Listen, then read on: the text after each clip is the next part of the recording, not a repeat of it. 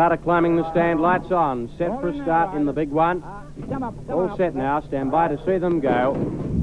They're racing in the big one, and Sanhedrin's Pride won the start from Rising Prince. Jungle Dawn getting over, Fair Sir prominent, and Roman Artist forward. Lockley's Tradition caught wide to the side, followed by Western Pago, Fimiston, Dance Act and King Phoenix. Military Plume and Dire Quest are well back early. Imperial Regina second last, and Winter at the rear. Over by the 1200 now, and Rising Prince for Cassidy, the New South Welshman, raced in front of Lockley's Tradition on the outside of the Star Grey Jungle Dawn. A length away Roman Artist, and then Sanhedrin's Pride, Dance Act and Fair Sir nicely positioned. A length away Western Pago, King Phoenix, Fimiston well back. A length away Military Plume, Imperial Regina, the Victorian mare from Winter, and the outsider Dire Quest at the rear. At the 750, and Rising Prince in front. Jungle Dawn has got the run of the race. 2 lengths away Lockley's Tradition. About a half to Sanhedrin's Pride, Fair Sir. Roman Artist around the outside now. King Phoenix taken to the outside, then Western Pago, Fimiston the inside, and they're followed by Dance Act, Military Plume. A fair way back, Imperial Regina about to race to the turn, and Dan Miller's off the inside, and Jungle Dawn at the 350 has taken the lead from Rising Prince on the bend. They're followed by Lockley's Tradition, Fair Sir at the outside, and then Western Pago and King Phoenix down the outside. Inside the 150 now, and Jungle Dawn in front, Rising Prince fighting back, Lockley's Tradition, and Fair Sir's cutting them down. Jungle Dawn joined by Fair Sir. Military Plume is flying down the outside, but it's Fair Sir, the $1 Million Man, has won. Fair Sir and neck to Military Plume second. Jungle Dawn is third, followed by Western Pago, Rising Prince, Lockley's Tradition, Fimiston never in it, then King Phoenix, Sanhedrin's Pride, Dance Act, Winter, Imperial Regina, Dire Quest, and Roman Artist has run Stone Motherless. What a race. What an absolutely extraordinary race. Jungle Dawn stealing a break as they've turned the corner in the Australasian. But Fair Sir, beautifully ridden just off the speed by Sestich, has come with a well-timed run and slowly but surely has worn down the champion filly. Military Plume's flown home, I think has got second. We'll check the numbers in just a moment. Go down and find out what's happening down there. They gave us some sort of a message when they played Advance Australia Fair. And my wife said to me before the race, "That's terrific. The last word they said was fair. That's for us." I'd like to join with John Roberts and thank my very good friend, Alan Bond, for winning the America's Cup, bringing it to Western Australia, and this race resulting from it. Mrs. Bond, sitting up in my box, Alan's mother, I hope you had $5 on the horse.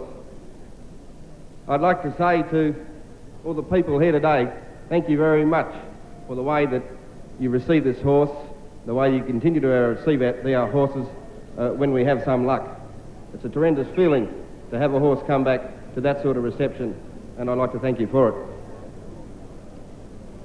Brian O'Malley is a trainer that, I don't know, it's just hard to describe.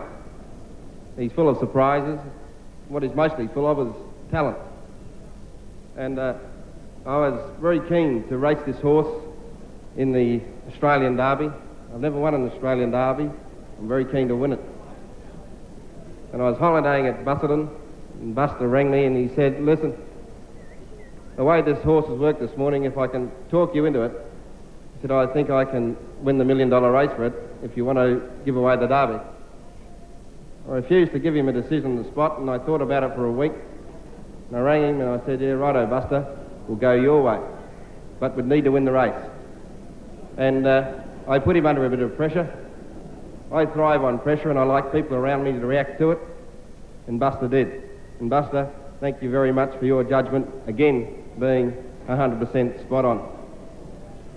Talking about pressure,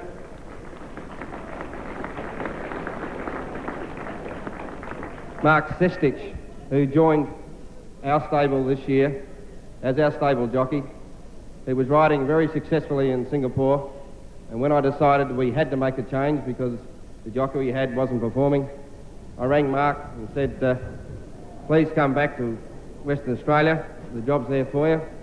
There is a lot of pressure attached, and Mark has thrived on the pressure. He rode the race of his life today, and I can tell you the only instructions he had from Buster and myself today would do your best, Mark, and win the race. And that he did. And what a fantastic ride. Thank you, Mark Sestich. And of course, as I've said to you before, there are a large number of people involved with our racing exercise out at Bedfordale. And to all those people, I say thank you very much, particularly the little girl that straps the horse. She's completely committed to the horse and does a wonderful job with him. Of course, two people that I don't normally mention are my racing manager, Brian Davis, and his secretary, Jane Henning. Both those people play an important part in this. And to all those people, once again, I say thank you very much. And once again, I'd like to say to the Swan Brewery Company, thank you very much for their support of this fantastic race here today. Thank you.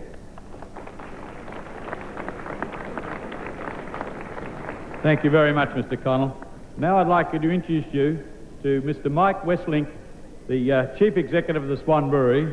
And Swan Brewery are the Western Australia's major sponsors, not just today, but right throughout the whole year, including the Swan Brewery Railway Stakes. And Mike now is going to present the trophies to the winning trainer and jockey, Mr. Westlink.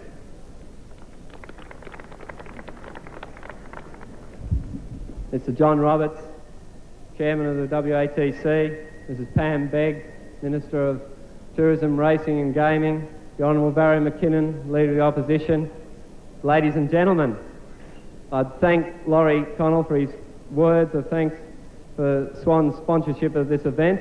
It's been a great race. We've really appreciated the great support the racing public have given it. We thought that the field was exceptional and it was a tough race right down to the line. It's a great year for Swan Brewery.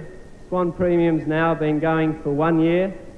Swan Brewery's been going for 100 years, and we thought it only appropriate that this year we should be involved on Australia Day with a great race when, with Swan Brewery and Boncorp, we're two Australian companies.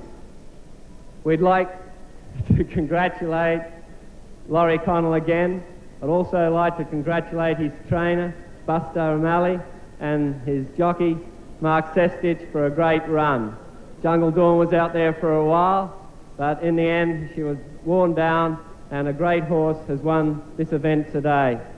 And we hope that Laurie now appreciates that Fair Dawn has now won more than $1 million in prize money.